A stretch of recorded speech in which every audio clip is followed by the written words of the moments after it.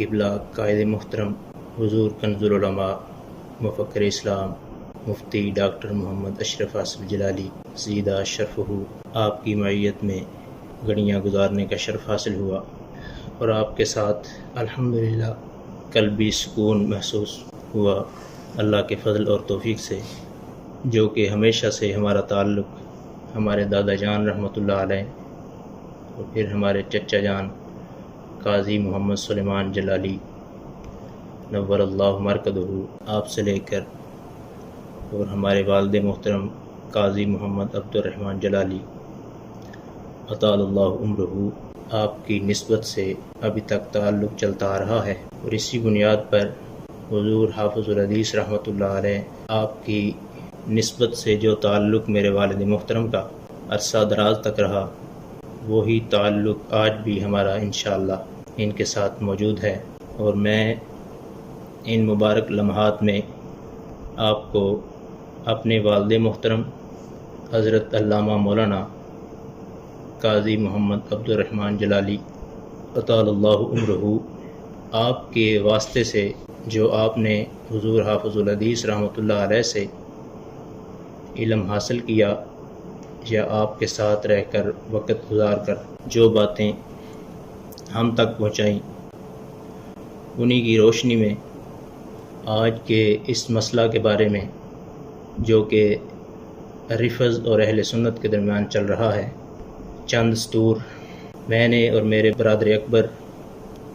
حضرت مولانا قاضی محمد فضل عثمان صاحب نے لکھ کے آپ کو پیش کی، اور میں یہاں اس بات کا اظہار کرنا چاہتا ہوں کہ جو ہم نے اپنی طرف سے تحریر کیا، صرف وہی تحریر کیا جو ہم نے اپنے والد محترم سے سیکھا، اور جو سمجھا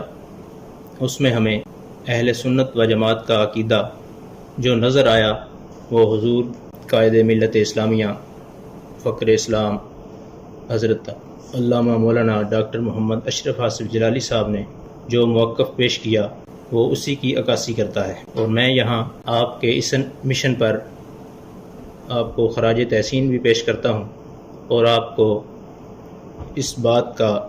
اپنی طرف سے میں اس بات کا مستحق سمجھتا ہوں کہ آپ کو خراج تحسین بھی پیش کی جائے۔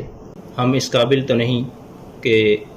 اتنی بڑی شخصیت کے بارے میں کچھ کہہ سکیں، لیکن انشاءاللہ جس حد تک ہو سکا آپ اس میدان میں اپنا سفر جاری رکھیں، ہم انشاءاللہ ان کے شانہ بشانہ رہیں گے، اور عقیدہ اہل سنت کے لیے ہمارا سب کچھ، مال جان سب کچھ قربان ہے، کیونکہ ہمارے والد محترم نے بھی اعلیٰ حضرت رحمۃ اللہ علیہ کی فکر کو عام کیا، اور آپ بھی اسی فکر کو لے کر چل رہے ہیں۔ ہم ان کے لیے دعا گو بھی ہیں، اور آپ کے ساتھ ہمیشہ اس تعلق کو مضبوط رکھنے کے لیے اپنا کردار ادا کرتے رہیں گے۔ اللہ تعالی ہماری اس حاضری کو قبول فرمائے، اور قبلہ شاہ صاحب کے ساتھ ہمارے اس تعلق کو